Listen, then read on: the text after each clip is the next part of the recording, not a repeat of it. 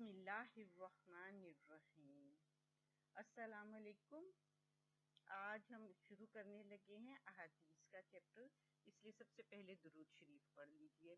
अल्लाहुम्मा सल्ली अला मुहम्मद व अला आलि मुहम्मदिन कमा सल्लैता अला इब्राहीम व अला आलि इब्राहीम इन्नका हमीदुम मजीद।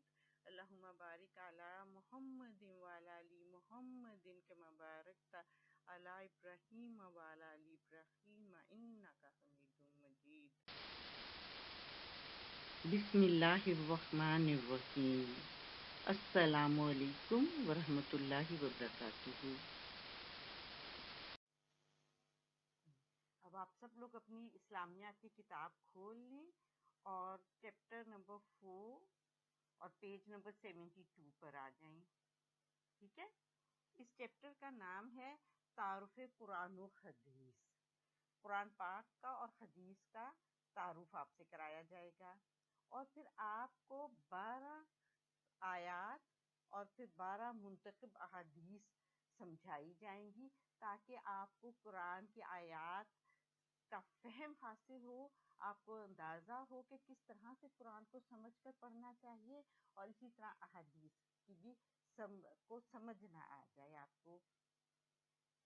आज हम एक हदीस करेंगे, पहली हदीस, लेकिन उससे पहले मैं आपको हदीस के मानी बताने चाहूँगी ताकि आपको कुरान की आयत और अहादीस में क्या फ़र्क होता है वो पता लग जाए। ठीक है, कुरान जो है वो अल्लाह की किताब है, अल्लाह का पैगाम है और अल्लाह के अल्फाज में है। हदीस जो है वो अल्लाह ही का पैगाम है, लेकिन रसूल अल्लाह सल्लल्लाहु अलैहि वसल्लम के अल्फाज हैं।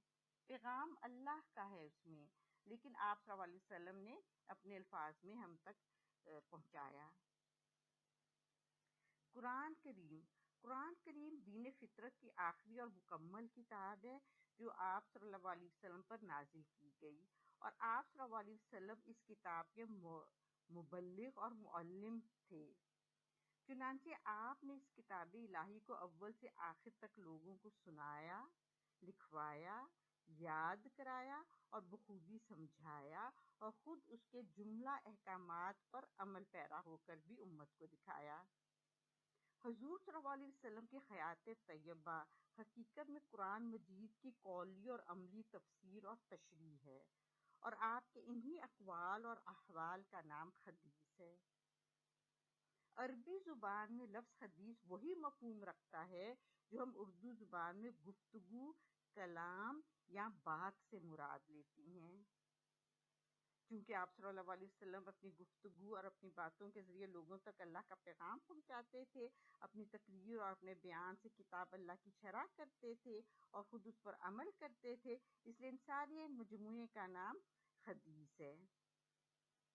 इसी तरह जो चीज़ें आपके सामने होती और आप उनको देखकर या सुनकर खामोश रहते तो उससे भी दीन का हिस्सा समझा जाता था।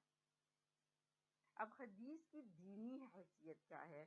कुरान का तो आप सबको पता है और कुरान को हम हमारी ज़िंदगी में उसकी कितनी इम्पोर्टेंस है वो भी आपको अंदाज़ा है, लेकिन हदीस की दीनी हैसियत समझने के लिए, देखने के लिए हमें कुरान का ही सहारा लेना पड़ता है। कुरान पाक में अल्लाह ताला सूरे मोहम्मद की आयत नंबर 33 में फरमाता है, या अय्युहल्लज़ीना आमनू अतियुल्लाह व अतियुर रसूल, ए लोगो जो ईमान लाए हो, अताअत करो अल्लाह की और अताअत करो अल्लाह के रसूल की। ठीक है, अताअत करो अल्लाह की और अताअत करो रसूल की, ये कुरान पाक का फरमान है। इसी तरह एक और जगह सूरे नूर में आयत नंबर 54 में अल्लाह ताला का इरशाद है, व इन तुतीऊहु तहतदू, और अगर इसका कहा मानोगे तो राह पाओ। मुराद है कि मोहम्मद सल्लल्लाहु अलैहि वसल्लम का कहा, तो जो लोग हुजूर सल्लल्लाहु अलैहि वसल्लम के कहने पर चलेंगे वो कामयाब होंगे। इन आयात से हमें हदीस की इम्पोर्टेंस का अंदाज़ा होता है। आज जिस मौजू को हमने लिया है उसका उन्वान है तारुफ़ कुरान व हदीस। तो आप अपनी किताब के पेज नंबर 72 पर आ जाएं और फिर गौर से पहले लेक्चर को सुनें और फिर बुक में से भी इस पर गौर कीजिएगा। سب سے پہلے ہمیں یہ دیکھنا ہے کہ قرآن اور حدیث میں کیا فرق ہے. ٹھیک ہے، اس کو جاننے کے لیے آپ کو پتہ ہوگا کہ قرآن اللہ کی کتاب ہے. اس میں اللہ کا پیغام ہے اور اللہ ہی کے الفاظ ہیں. قرآن عربی میں اترا ہے اور محمد صلی اللہ علیہ وسلم پر اللہ تعالیٰ نے جبرائیل علیہ السلام کے ساتھ ان الفاظ میں نازل کیا. حدیث اللہ کا پیغام ہے لیکن محمد صلی اللہ علیہ وسلم کے الفاظ ہیں. قرآن میں دین فطرت بتایا گیا ہے. قرآن کریم دین فطرت کی آخری اور مکمل کتاب ہے جو حضرت محمد صلی اللہ علیہ وسلم پر نازل کی گئی اور آپ کو اس کتاب کا مبلغ اور معلم بنا کر دنیا میں مبعوث کیا گیا. چنانچہ آپ نے اس کتاب الہی کو اول سے آخر تک لوگوں کو سنایا، لکھوایا، یاد کرایا اور بخوبی سمجھایا اور خود اس کے جملہ احکامات اور تعلیمات پر عمل پیرا ہو کر امت کو دکھایا. حضور صلی اللہ علیہ وسلم کی حیات طیبہ حقیقت میں قرآن مجید کی قولی اور عملی تفسیر اور تشریح ہے اور آپ کے انہی اقوال اور احوال کا نام حدیث ہے. عربی زبان میں لفظ حدیث وہی مفہوم رکھتا ہے جو ہم اردو میں گفتگو، کلام یا بات سے مراد لیتے ہیں. کیونکہ حضور صلی اللہ علیہ وسلم کی گفتگو اور بات کے ذریعے سے پیغام الہی کو لوگوں تک پہنچاتے تھے، اپنی تقریر اور اپنے بیان سے کتاب اللہ کی شرح کرتے تھے اور خود اس پر عمل کر کے دکھاتے تھے، اسی لیے ان احادیث کو ہمارے لیے مشعل راہ بنایا گیا ہے. اسی طرح جو چیزیں آپ کے سامنے ہوتی اور آپ ان کو دیکھ کر یا سن کر خاموش رہتے تو اس سے بھی دین کا حصہ سمجھا جاتا تھا، کیونکہ اگر وہ امور منشاء دین کے منافی ہوتے تو آپ صلی اللہ علیہ وسلم یقیناً ان کی اصلاح کرتے یا منع فرماتے. اس لیے ان سب کے مجموعے کا نام احادیث قرار دیا گیا ہے. اس طرح احادیث کی ہمارے پاس 3 اقسام جمع ہو جاتی ہیں: قولی، فعلی اور تقریری. تقریری سے مراد ہے وہ افعال جو آپ کے سامنے ہوئے اور آپ ان پر خاموش رہے، یعنی آپ نے قرار سکونت اختیار کی. اب حدیث کی دینی حیثیت کیا ہے، یہ سمجھنے کے لیے پھر ہم قرآن ہی کی طرف دیکھیں گے. قرآن پاک میں اللہ تعالیٰ کا ارشاد ہے، سورہ محمد آیت 33، یا ایھا الذین آمنوا اطیعوا اللہ واطیعوا الرسول. اے ایمان والو، حکم پر چلو اللہ کے اور حکم پر چلو رسول صلی اللہ علیہ وسلم کے. اس سے ہمیں پتہ لگتا ہے کہ آپ صلی اللہ علیہ وسلم کی اطاعت تمام مسلمانوں پر فرض ہے اور اسی سے ہم حدیث کا درجہ متعین کرتے ہیں. ایک اور جگہ قرآن پاک میں اللہ تعالیٰ فرماتا ہے، سورہ نور آیت 54، وَإِن تُطِیعُوهُ تَهْتَدُوا. اور اگر اس کا کہا مانو تو راہ پاؤ، یعنی محمد صلی اللہ علیہ وسلم کا کہا ماننے والے راستہ پا جائیں گے. تو ہدایت آپ صلی اللہ علیہ وسلم کی اطاعت سے وابستہ کر دی گئی ہے.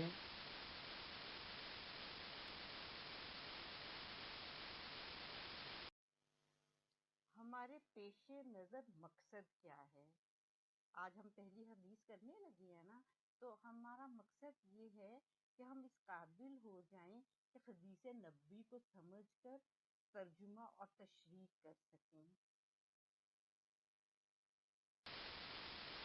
آپ کی کتاب کے آخری صفحات پر یعنی پیج نمبر 72 اور 73 پر 12 احادیث دی گئی ہیں، منتخب احادیث. ان کو پڑھنا، سمجھنا ہے، ان کا فہم حاصل کرنا ہے اور ان کی مدد سے آپ نے اس قابل ہونا ہے کہ آپ باقی احادیث کی کتب جب دیکھیں تو آپ کو وہ بھی سمجھ میں آئیں۔ مقصد ہماری آج کی نشست کا ہے کہ آپ اس قابل ہو سکیں کہ احادیث کو سمجھ سکیں اور ان کا ترجمہ اور تشریح کر سکیں۔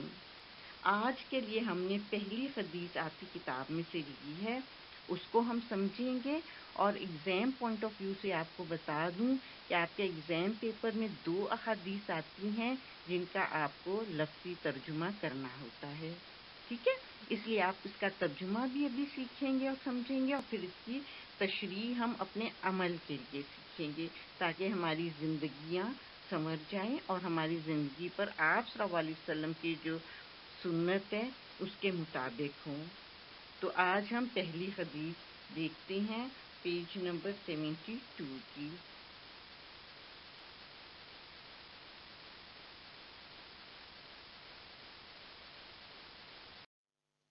حضرت محمد صلی اللہ علیہ وسلم کا فرمان ہے، انما الاعمال بالنیات وانما لکل امرئ ما نوی۔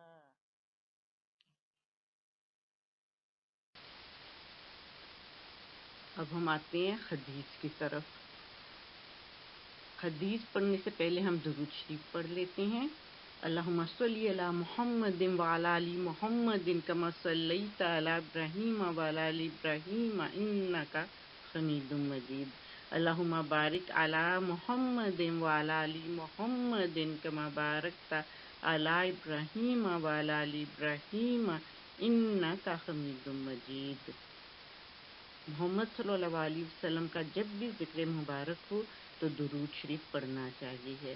جب بھی ہم محمد صلی اللہ علیہ وسلم پر ایک مرتبہ درود بھیجتے ہیں، اللہ تعالیٰ اپنی 10 رحمتیں ہمارے اوپر بھیجتا ہے۔ اس لیے ہر ایک کو محمد صلی اللہ علیہ وسلم کے ذکر پر درود پڑھنا چاہیے، اور مختصر پڑھنا ہو تو صلی اللہ علیہ وآلہ وسلم کہنا چاہیے۔ آج کی حدیث، انما الاعمال بالنیات وانما لکل امرئ ما نوی۔ یہ حدیث لی گئی ہے مدرجہ ذیل کتب میں سے، بخاری، مسلم، ابو داؤد، نسائی، ابن ماجہ، اصول کافی۔ ترجمہ ہے، بے شک اعمال کا دار و مدار نیتوں پر ہے، اور بے شک انسان وہی کچھ پائے گا جو اس نے نیت کی ہوگی۔ یہ آپ صلی اللہ علیہ وسلم کی حدیث کا ترجمہ ہے، اور اس کے ساتھ جو نیچے نام دیے گئے ہیں یہ مختلف احادیث کی کتب کے نام ہیں، ان کتابوں کے نام ہیں جس میں احادیث جمع کی گئی ہیں۔ یہ حدیث لی گئی ہے بخاری، مسلم، ابو داؤد، نسائی، ابن ماجہ اور اصول کافی سے۔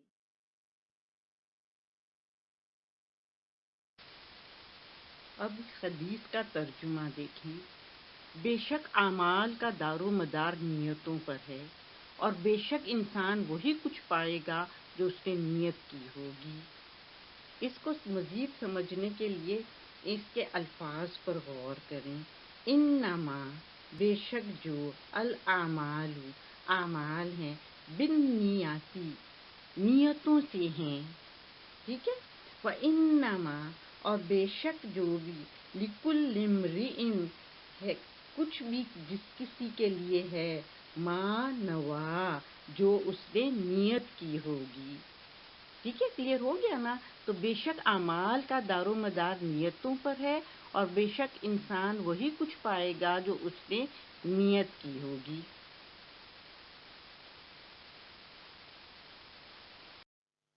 اب اس حدیث کو سمجھنے کے لیے ہمیں 2 پوائنٹس بہت کلیئر ہونے چاہیے۔ ایک کہ نیت کے لغوی اور اصطلاحی معنی کیا ہیں، اور نمبر 2 اعمال سے کیا مراد ہے۔ تو نیت کے لغوی معنی ہے ارادہ کرنا، قصد کرنا، اور اس کے اصطلاحی معنی ہے کہ کسی بھی عمل کو، کسی بھی کام کو کرتے وقت دل میں کیا مقصد کار فرما تھا، پیش نظر کیا تھا، کیا حاصل کرنا چاہتے تھے آپ، ٹھیک ہے؟ تو یہ اس کے ہو گئے لغوی معنی اور اصطلاحی معنی. اور پھر اعمال سے کیا مراد ہے؟ اعمال ہمارے وہ کام ہوتے ہیں جو ہم ارادتاً کرتے ہیں، اس لیے ان پر گناہ یا ثواب یا جواب دہی ہوگی. ٹھیک ہے، جو بھول چوک ہو جاتی ہے وہ معاف ہو سکتی ہے. اگر بھولے سے، جیسے مثال کے طور پر روزہ ہوتا ہے، آپ غلطی سے پانی پی لیتے ہیں تو روزہ نہیں ٹوٹتا، کیونکہ وہ آپ نے ارادہ کر کے نہیں کیا ہوتا ہے.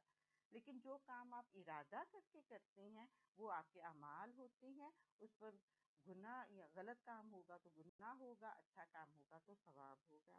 ٹھیک ہے، اب نیت کو اچھی طرح سے خالص کرنے کے لیے اس کو مزید ہم دیکھتے ہیں، اس کی ذرا گہرائی میں جاتے ہیں.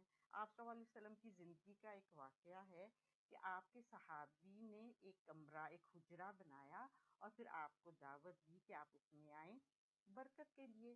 آپ جب وہاں گئے تو آپ نے دیکھا کہ دیوار میں ایک سوراخ، ایک روشن دان کھلا چھوڑ دیا گیا ہوا تھا. آپ نے صحابی سے پوچھا کہ یہ سوراخ کیوں رکھا گیا ہے؟ اس نے جواب دیا روشنی کے لیے یا ہوا کے لیے. تو آپ نے اس سے جواب میں عرض کیا کہ اگر تم یہ نیت کر لیتے کہ یہاں سے اذان کی آواز آئے گی تو ہوا یا روشنی رک نہیں جانی تھی.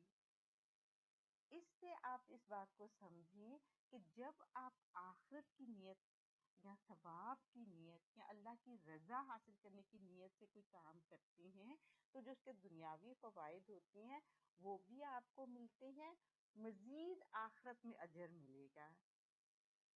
اور اگر کوئی شخص کام کرتے وقت نیت صرف دنیا کے فائدے کی کرتا ہے تو اس کو دنیا کا فائدہ تو حاصل ہو جائے گا، لیکن وہ آخرت میں اس کو کوئی ثواب نہیں ملے گا اپنے اس عمل کا.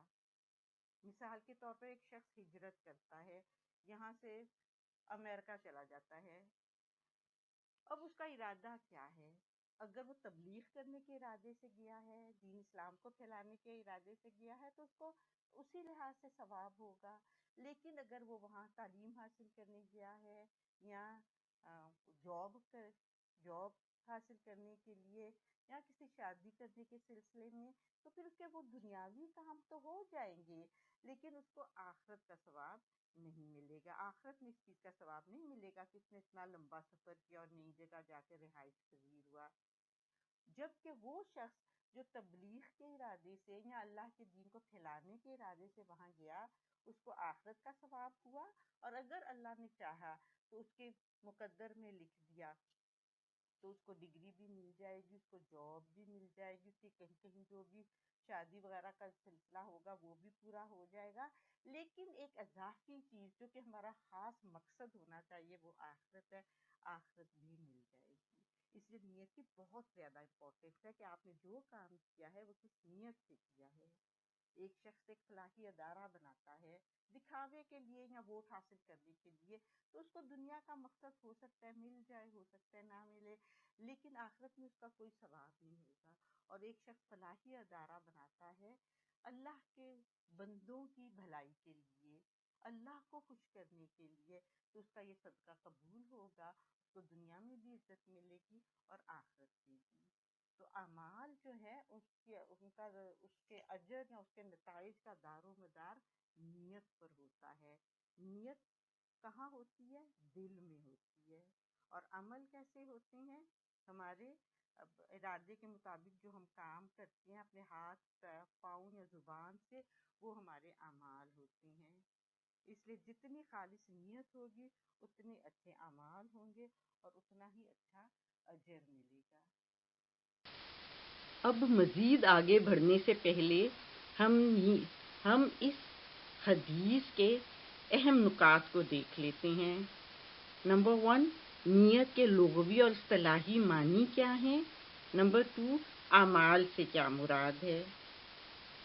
تو نیت کے لغوی معنی ہوتے ہیں ارادہ کرنا، قصد کرنا، اور اس کے اصطلاحی معنی ہے کہ کسی بھی عمل کو کرتے وقت دل میں کار فرما مقصد کیا ہے، انسان کے پیش نظر کیا ہے، دنیا کا فائدہ یا آخرت کا فائدہ. یا اس کے علاوہ کچھ اور؟ تو نیت کے لغوی اور اصطلاحی معنی آپ کو پتہ لگ گئے ہیں۔ اب اعمال سے کیا مراد ہے؟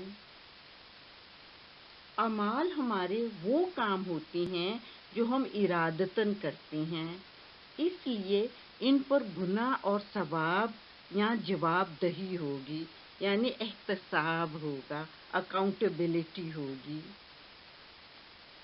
اس کو آپ اس طرح سے سمجھیں کہ جو غلطی ہو جاتی ہے یا سہو ہو جاتا ہے، نسیان ہو جاتا ہے، وہ اللہ تعالیٰ معاف کر دیتا ہے، لیکن جب کوئی ارادہ کر کے غلط کام کرتا ہے اس پر پکڑ ہوگی۔ مثال کے طور پر اگر روزے کی نیت ہے اور انسان بھولے سے کچھ کھا لے تو روزہ نہیں ٹوٹتا۔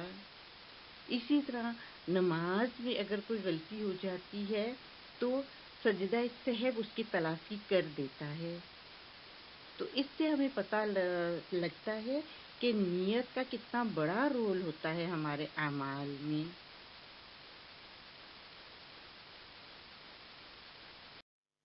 آپ کا ہوم ورک یہ ہے کہ اس حدیث کو خوش خط لکھنے کی پریکٹس کریں اور اس کو زبانی یاد کریں۔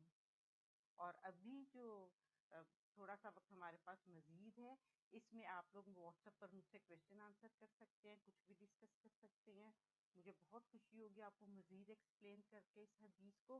تو انشاءاللہ تعالیٰ اگر آپ کو یہ حدیث اچھی طرح سمجھ میں آ جائے گی تو باقی کبھی آپ کو احادیث کا فہم حاصل کرنے کا طریقہ آ جائے گا۔ ٹھیک ہے، تو اب آپ اپنے واٹس ایپ پر میرے ساتھ رابطہ کریں، جو بھی آپ پوچھنا چاہتے ہیں۔ You are very welcome, more than welcome. اور باقی لیکچر کا اختتام ہوا۔ اللہ حافظ۔ تو اب اتنا سمجھ لینے کے بعد آپ کو کیا کرنا ہے؟ آپ کو اس ایک حدیث کو خوش خط لکھنے کی پریکٹس کرنی ہے اور زبانی یاد کرنا ہے۔ اس کا ترجمہ بھی، اس کا بامحاورہ اور لفظی ترجمہ دونوں آپ کو آنے چاہیے۔ ایگزام پوائنٹ آف ویو سے ریپیٹ کر رہی ہوں کہ 2 احادیث آتی ہیں آپ کے ایگزام میں جن کا آپ کو ترجمہ لکھنا ہوتا ہے، اور 2 نمبر ایک حدیث کے، 2 نمبر دوسری حدیث کے، 4 نمبر کا یہ کویشچن ہوتا ہے۔ ٹھیک ہے، شروع سے آپ اس طرح سے تیاری کریں کہ آپ کا عمل پر بھی اثر پڑے اور آپ کے ایگزام میں بھی اچھا رزلٹ آئے۔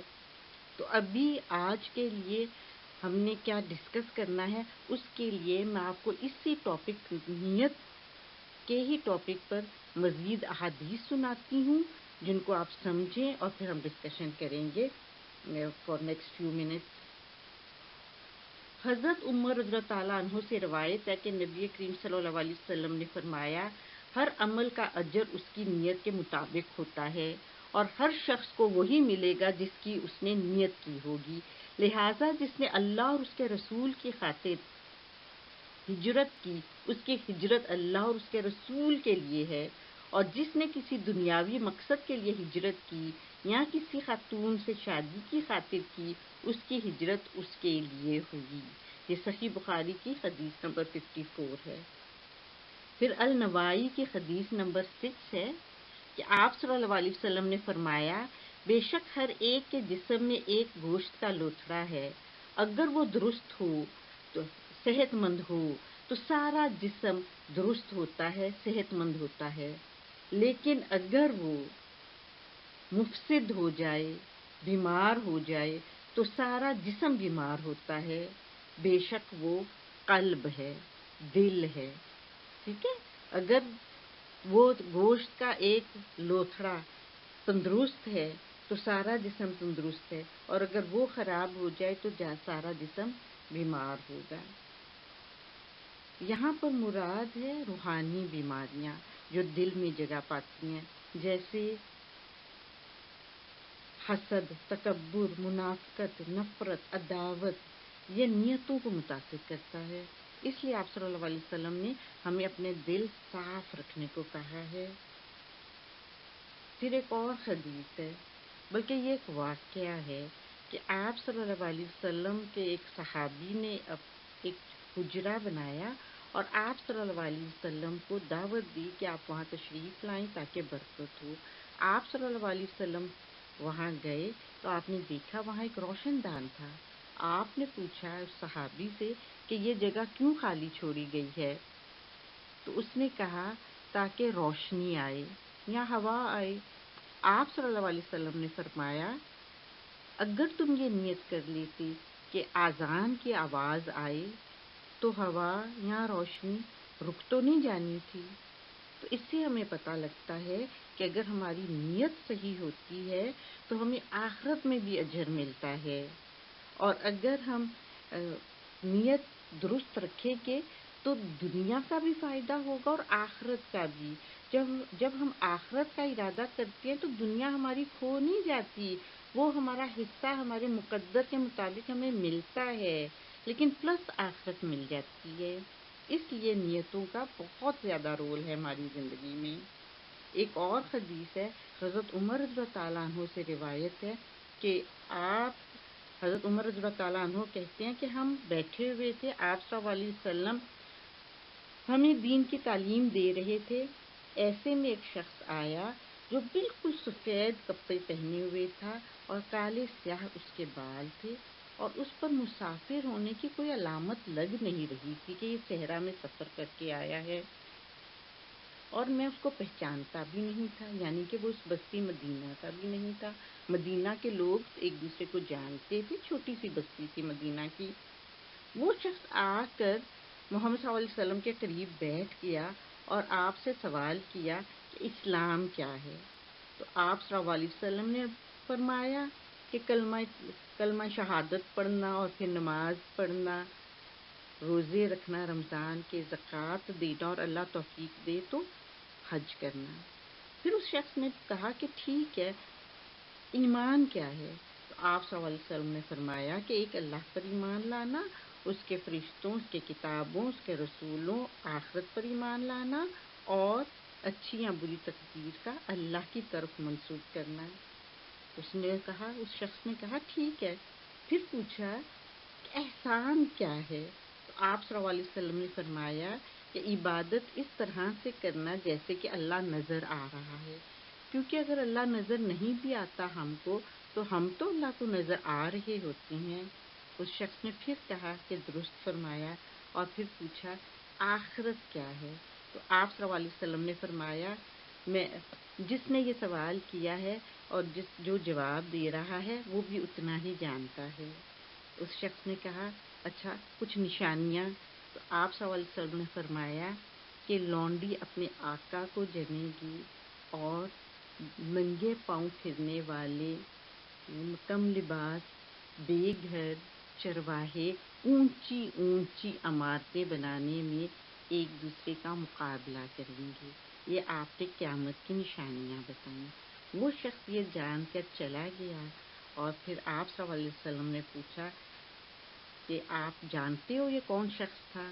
جب لوگوں کو جواب نہیں آیا تو آپ صلی اللہ علیہ وسلم نے فرمایا کہ یہ جبرائیل علیہ السلام تھے، آپ کو آپ کا دین سکھانے آئے تھے. ٹھیک ہے، تو اس حدیث کو حدیث جبرائیل کہا جاتا ہے، اور اس میں ہمیں بتایا گیا ہے کہ ایمان کیا ہے اور اسلام کیا ہے. ایمان کی جگہ دل ہے، جو کہ نیتوں کی جگہ ہے، وہ درست ہوگا. ایمان درست ہوگا تو اسلام یعنی ہمارے عمل، نماز روزہ زکوٰۃ بھی درست ہوں گے. لیکن اگر پیچھے ایمان درست نہیں ہوگا، نیتیں درست نہیں ہوں گی، تو پھر جو اعمال ہوں گے وہ بھی وقتی ہوں گے، یا پھر کمزور ہوں گے، یا پھر ان میں منافقت، ریا جھلکے گی. اس لیے نیتوں کا درست ہونا بہت ضروری ہے. اور اس کے لیے مزید جو کچھ آپ کے ذہن میں سوالات آتے ہیں ان ساری احادیث کی روشنی میں، اس پر ہم ڈسکشن کر لیتے ہیں کلاس ورک میں، اور ہوم ورک میں آپ نے یہ حدیث یاد کر کے آنی ہے. جزاک اللہ خیر.